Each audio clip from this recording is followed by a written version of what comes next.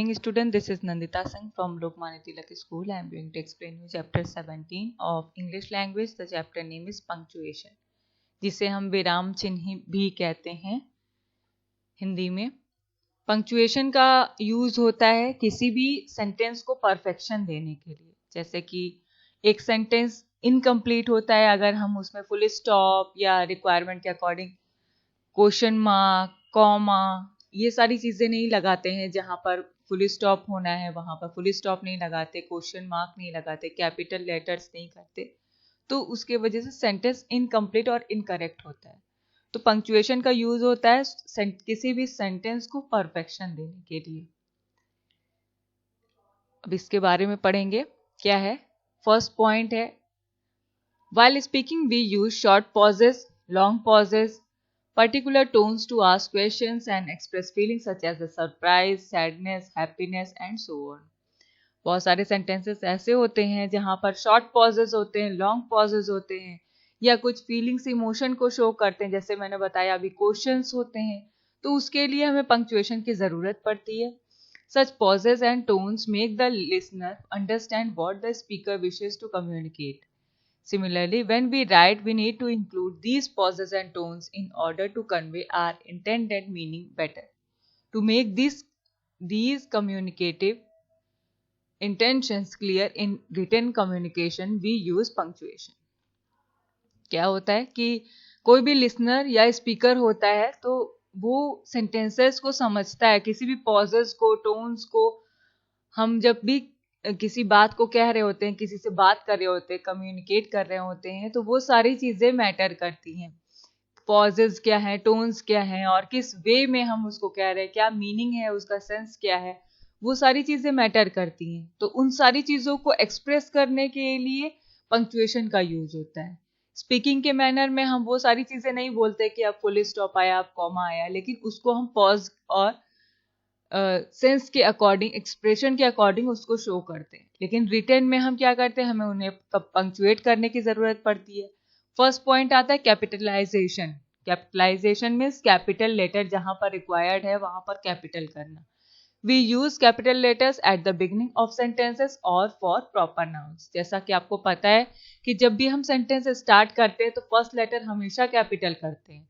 उसके अलावा जितने भी प्रॉपर नाउन्स होते हैं, प्रॉपर नाउन यानी कि नाउन के बारे में आपने पढ़ा है। प्रॉपर नाउन वो सारे वर्ड्स होते हैं जो किसी नाम से शो किए जाते हैं। किसी का भी नाम, किसी पर्सन का नाम, प्लेस का नाम, एनिमल का नाम, थिंग का नाम, या किसी भी ऐसे चीज का नाम जिसको हम पर्टिकुलरली शो कर रहे हैं, प्रेशर दे करके उसको हाईलाइट कर रहे हैं, तो वो भी कैपिटल लेटर से होता है।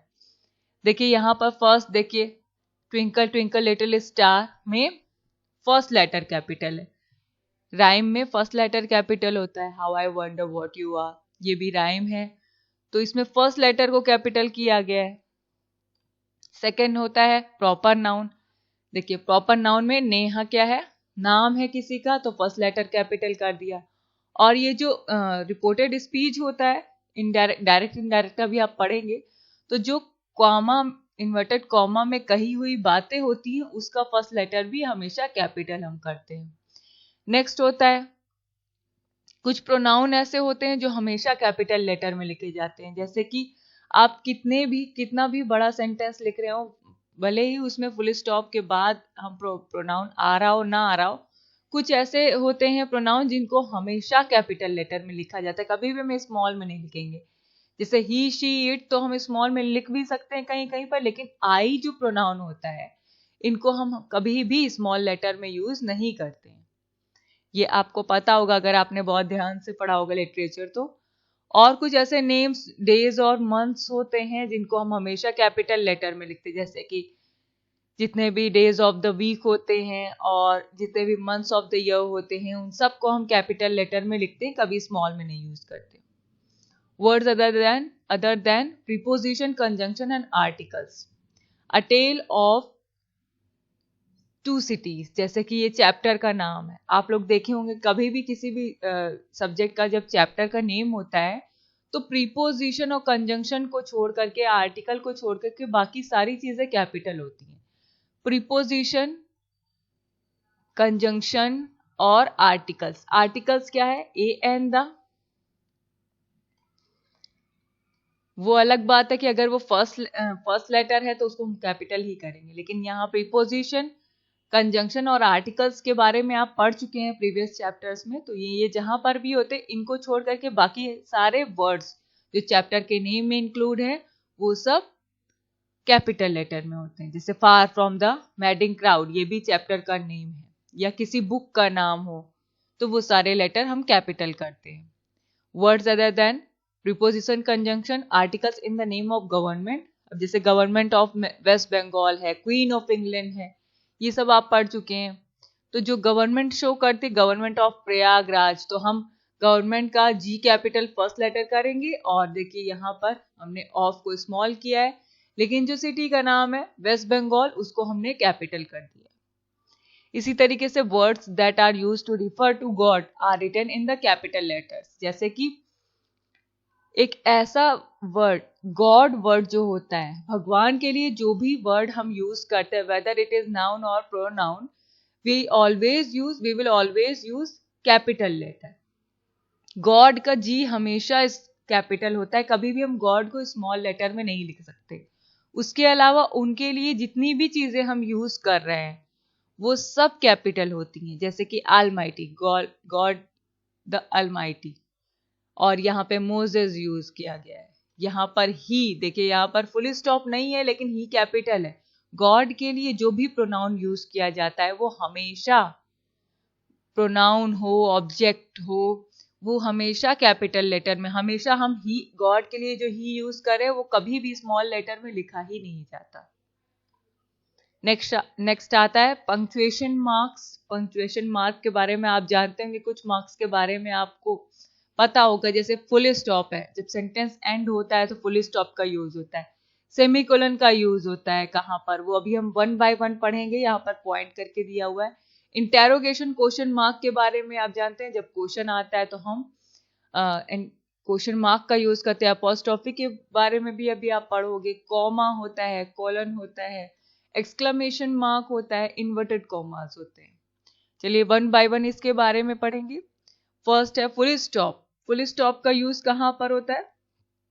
The full stop represent the longest pause, it is also called a period. We use a full stop to mark the end of a statement, a command, a request और an instruction.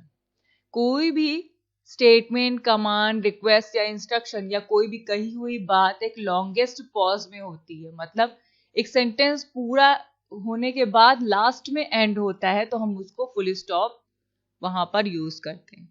जैसे Shashi is a good person, get me a glass of water. Sentence जहां पर and हो रहा है हम वहां पर फुल स्टॉप यूज करते हैं। नेक्स्ट कहां पर हम फुल स्टॉप यूज करते हैं? किसी भी वर्ड को, एब्रीविएशंस को शॉर्टन करने के लिए, किसी भी एब्रीविएशन इनिशियल्स को शॉर्टन करने के लिए। जैसे कि आप लोगों ने देखा होगा डॉक्टर को भी शॉर्टन करके DR लिखा जाता है, DR। और यहां पर देखिए मिस्टर है, मिसेस है। जब आप लोग अपने पेरेंट्स का नाम लिखते हो मिस्टर एंड मिसेस में, तो वहां पर भी फुल स्टॉप लगाते हो, डॉट लगाते हो, तो उसका सेंस क्या होता है कि वो शॉर्टन करके लिखा गया है। फिर उसके अलावा कुछ एब्रीविएशंस ऐसे होते हैं, जैसे कि MA है, डिग्रीज जितनी होती है, MA, BA, BEd, PhD, तो जितने को भी हम शॉर्टन करके लिख रहे हैं वो सब फुल स्टॉप के साथ होते हैं। इसके अलावा कुछ सिटीज है जो शॉर्टन करके लिखी जाती है, जैसे UK है और UP है, उनको भी हम डॉट के साथ ही लिखते हैं। Between numbers to denote a decimal fraction, यहां पर भी डॉट यूज होता है। नंबर्स में आप देखेंगे डेसिमल फ्रैक्शन के लिए, जिसे हम हिंदी में दशमलव कहते हैं, वहां पर भी डॉट का यूज होता है। नेक्स्ट आता है comma. The comma indicates the shortest pause. Shortest pause को शो करता है, यानी कि एक से ज्यादा चीजें, एक से ज्यादा पर्सन, एक से ज्यादा नाउन जब एक साथ होते हैं तो हम कॉमा लगाते हैं। फर्स्ट पॉइंट ये है कि 3 और more words of the same part of speech, एक सेम पार्ट ऑफ स्पीच के 2 से ज्यादा वर्ड्स होते हैं तो हम उनको कॉमा से इंडिकेट करते हैं। इसके बारे में मैं आपको क्लास में भी बता चुकी हूँ। देखिए जैसे यहाँ पर है, I want to visit my aunt, uncle, younger brother and grand aunt. तो क्या है यहाँ पर, अगर दो है तो हम एंड करके, अगर अंकल और आंट दो हैं, दो नाउन है, तो हम क्या करेंगे यहाँ पर एंड लगा सकते हैं, लेकिन दो नहीं है, यहाँ दो से ज्यादा है, तो हमको क्या करना पड़ेगा, उसको अलग अलग करने के लिए कॉमा लगाना पड़ेगा, और लास्ट वाला जो नाउन होगा उसके पहले हम एंड लगाएंगे। नेक्स्ट रूल है, notice that no comma is placed before the last word as we use the coordinating conjunction to join them. Coordinating conjunction जहां पर होगा वहां पर देखिए, Subodh came, saw, chose and bought the house. अब हम देखिए यहां पर क्या है कि सुबोध आया, उसने देखा, फिर चूज किया। यहां पर वर्ब है, लेकिन वर्ब कई सारे एक साथ यूज हुए, इसीलिए यहां पर कॉमा लगाए। फिर क्या है, वर्ड, फ्रेज, क्लॉज में भी हम कॉमा लगा दे। The teacher, however. अब देखिए हाउ एवर वगैरह जो है ये सब क्लॉजेस फ्रेज की कैटेगरी में आते हैं, तो उनको अगर हम किसी भी नाउन के बीच में, किसी सेंटेंस के बीच में रखते हैं तो उसको अलग करने के लिए भी कॉमा का यूज किया जाता है। The teacher didn't scold the students, ये नॉर्मल सेंटेंस है, लेकिन अगर हमने बीच में हाउ एवर या देयरफॉर लगाया तो उसको अलग करने के लिए कॉमा का यूज किया जाता है, उसके आगे और पीछे। The subordinate clause of any kind that comes before the principal clause. Subordinate clause, if I come you have to spend time with me. देखिए इफ आई कम, यहां पर दो सेंटेंस को ब्रेक किया गया है कि अगर मैं आता हूं तो मैं तुम्हारे साथ टाइम स्पेंड करूंगा। तो यहां पर दो सेंटेंस है, उसको बीच से ब्रेक करने के लिए कॉमा का यूज किया गया है। A noun of address with the rest of the sentence. Example, Puneet you better start your work. यहां पर देखिए कोई कॉमा का यूज नहीं है, जहां पर रिक्वायर्ड है आपको वहीं पर लगाना है। अब जैसे डेट होती है जून, अब नॉर्मल हम डेट क्या डालते हैं, जैसे आज की डेट है 31, फिर हम करते हैं ऑब्लिक, फिर जनवरी, फिर ऑब्लिक, फिर 22 डालते हैं। अगर हमें उसको सेंटेंस में करके या वर्ड्स के साथ लिखना है तो हम क्या करेंगे उसको, कि पहले क्या मंथ है, मंथ जनवरी डाला, फिर डेट क्या है 31 डाला, फिर उसके बाद हम ईयर लिखने के पहले कॉमा करेंगे, देन ईयर लिखेंगे। उसके अलावा डिफरेंट पार्ट्स ऑफ एड्रेसेस, जितने भी एड्रेस होते हैं, बहुत सारी चीजें होती है एड्रेस में। नंबर हो, मकान नंबर होता है, एरिया होता है, एरिया का नाम होता है, नियर बाई क्या है वो होता है। तो बहुत सारे चीजों के साथ लिखने के लिए कॉमा का यूज होता है। क्वेश्चन टैग जितने होते हैं, क्वेश्चन टैग के बारे में भी आपने प्रीवियस क्लासेस में पढ़ा है। क्वेश्चन टैग होता है आंट यू, इजंट यू करके जो क्वेश्चन बनाया जाता है, तो उसके लिए भी हम कॉमा का यूज करते हैं। जैसे you are coming with me, aunt you, इसके बीच में हम कॉमा का यूज करेंगे। इसके अलावा रिपोर्टेड स्पीच जो होती है, अभी आप डायरेक्ट इनडायरेक्ट पढ़ोगे, तो किसी की भी कही हुई बात जो होती है, जैसे he said a stitch in time saves 9, कि उसने कहा, ये कहावत है, अ स्टिच इन टाइम सेव्स 9, तो यहां पर उसकी कही हुई बात के को इन्वर्टेड कॉमा में करेंगे, और उसके पहले हम उसको अलग करने के लिए, सेपरेट करने के लिए कॉमा का यूज करते हैं। To mark off phrase in apposition, phrase में जैसे कि Tagore India's national poet, Tagore, Rabindranath Tagore को बताया, फिर उसके बाद उनको एक कैटेगरी में अलग डाला गया, इंडियाज नेशनल पोएट, फिर सेंटेंस ऐड किया गया, receive the Nobel prize in literature. तो क्या हुआ, उनको एक कैटेगरी में डालने के लिए, जैसे कि हमने देयरफॉर को बीच में अलग करने के लिए, सेपरेट करने के लिए कॉमा लगाया था, यहां पर भी उनकी कैटेगरी उनको एक नाम दिया गया, इंडियाज नेशनल पोएट थे वो, तो उनको अलग करने के लिए, हाईलाइट करने के लिए कॉमा का यूज करते हैं। Karishma studies mathematics and Rishi comma English. तो इसके लिए क्या करेंगे, देखिए यहां पर क्या है, Karishma studies mathematics and Rishi English, दो पर्सन के बारे में अलग अलग चीजें बताई जा रही, कौन क्या पढ़ रहा है, तो उसको भी सेपरेट करने के लिए हमने कॉमा लगाया। After the salutation and complimentary close in a letter, dear sir comma, जैसे कि आप लोग एप्लीकेशन भी लिखते हैं, रिस्पेक्टेड मैडम, उसमें भी कॉमा लगाते हैं, योर्स फेथफुली लिखते हैं, या योर्स फेथफुली नीचे जब आप एप्लीकेशन में लिखते हैं तो वहां कॉमा की रिक्वायरमेंट नहीं होती, लेकिन अगर हम सेंटेंस के बीच में कहीं पर लिख रहे हैं, किसी को इंडिकेट कर रहे हैं, कॉम्प्लीमेंट कर रहे हैं, तो हम कॉमा का यूज करेंगे। एक्सरसाइजेस मैं आपको लास्ट में बताऊंगी कैसे क्या करना है। नेक्स्ट आएंगे हम सेमीकोलन पे। Semicolon indicates a pause longer than a comma but shorter than a full stop. Full stop से शॉर्टर और कॉमा से लॉन्गर होता है। जब पॉज तब हम सेमीकोलन का यूज करते हैं। सेमीकोलन का यूज कैसे कहां करेंगे? Semicolon is use to separate, अलग करने के लिए। जैसे एक ही सेंटेंस है, उसकी कही हुई बात है, कुछ भी है, एक sentence without full stop, without कोई भी कंजंक्शन लगाए वो सेंटेंस आगे बढ़ रहा है और उसमें सेम ही चीज के बारे में, सेम ही सब्जेक्ट के बारे में आगे की बातें कही जा रही हैं, तो हम उसको सेमीकोलन से यूज करते हैं।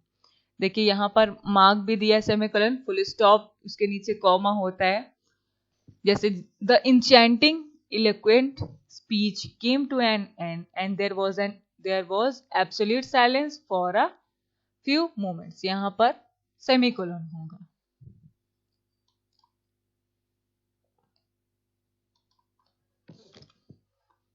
इंचेंटिंग के बाद सेमीकोलन होगा।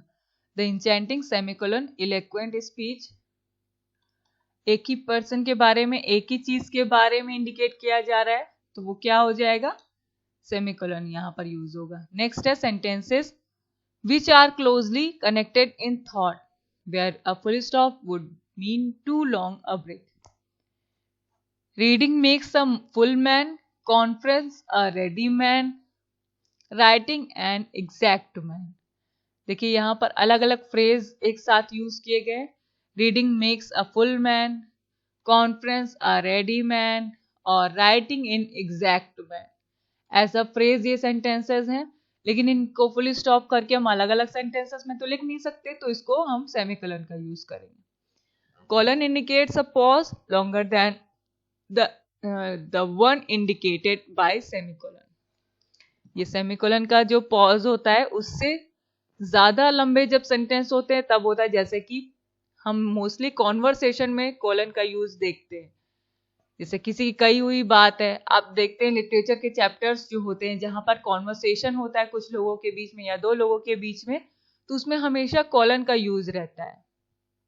जैसे उसने ये कहा, Sunil says writing is a form of personal freedom. इसमें देखिए कोलन का यूज है क्योंकि इन्वर्टेड कॉमा में कही हुई बात है और किसी ने कहा है, इसलिए कोलन का यूज हो गया।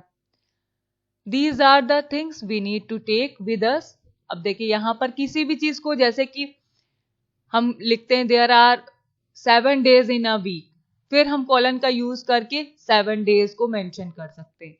तो हमें अगर कई सारे चीजों को या और भी जो चीजें होती हैं उन सबको एक साथ हम अगर मेंशन करना है पॉइंट टू पॉइंट, तो हम क्या करेंगे? कोलन का यूज करते हैं। और next an explanation, a statement or a proposition। The excuse he gave was this। उसने जो excuse दिया क्या है वो? He had not properly understood the rules of the game। उसकी कही हुई बातें उसने क्या excuse दिया, मतलब हाईलाइट करने के लिए या उस पोर्शन को एकदम अलग करने के लिए कोलन का यूज किया जाता है।